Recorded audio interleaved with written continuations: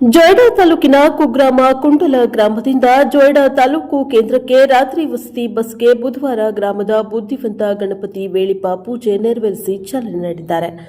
ಗ್ರಾಮಕ್ಕೆ ರಾತ್ರಿ ವಸತಿ ಬಸ್ ಇಲ್ಲದೆ ಕುಂಡಲ ಮತ್ತು ಈ ಮಾರ್ಗದ ಗ್ರಾಮಗಳಾದ ಕುರಾವಲಿ, ಕೆಲೋಲಿ, ಕಾರಸಿಂಗಳ, ಗಟ್ಟಾವ, ದೇವಸ, ಕುಸಾವಲಿ, ನವರ, ಅಂಬಾಳಿ ಸೇರಿದಂತೆ ಅನೇಕ ಗ್ರಾಮಗಳ ಶಾಲಾ ಕಾಲೇಜು ವಿದ್ಯಾರ್ಥಿಗಳು ಮುಖ್ಯ ಕೇಂದ್ರಕ್ಕೆ ಬರುವ ಸಾರ್ವಜನಿಕರಿಗೆ ತುಂಬಾ ತೊಂದರೆ ಇತ್ತು. ಗ್ರಾಮಸ್ಥರು ಕಳೆದ 16 ವರ್ಷಗಳಿಂದ ರಾತ್ರಿ ವಸತಿ ಬಸ್ ಬಿಡುವಂತೆ ಆಗ್ರಹಿಸುತ್ತಲೇ ಇದ್ದರು. ಕರ್ನಾಟಕ ಪ್ರಾಂತೀಯ ರೈತ ಸಂಘವು ಹೋರಾಟವನ್ನು ಬೆಂಬಲಿಸಿತ್ತು.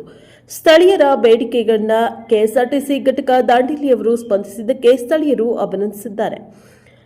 ಈ ಸಂದರ್ಭದಲ್ಲಿ ಗ್ರಾಮದ ಪ್ರಮುಖರಾದ ಗಣಪತಿ ನಾರಾಯಣ ವೇಳಿಪ, ಗೋವಿಂದ ಶೆಡ್ಡು ವೇಳಿಪ, ಉಮೇಶ್ ಬಾಳಸು ವೇಳಿಪ, ಪಾಂಡುರಂಗ ವಳೋಣ ವೇಳಿಪ, ಪಾಂಡುರಂಗ ಬಾರಿಕಿಲೋ ವೇಳಿಪ, ರಾಜು ನಾಯ್ಕ, ಕರ್ನಾಟಕ ಪ್ರಾಂತ ರೈತ ಸಂಘದ ತಾಲೂಕು ಅಧ್ಯಕ್ಷ ಪ್ರೇಮಾನಂದ ವೇಳಿಪ, ಕಾರ್ಯದರ್ಶಿ ರಾಜೇಶ್ ಗಾವಡ ಹಾಗೂ ಊರಿನ ಎಲ್ಲ ನಾಗರಿಕರು ಮುಂತಾದವರು ಹಾಜರಿದ್ದರು. Bureau report Harish Madhureddy, Prajaprabha TV.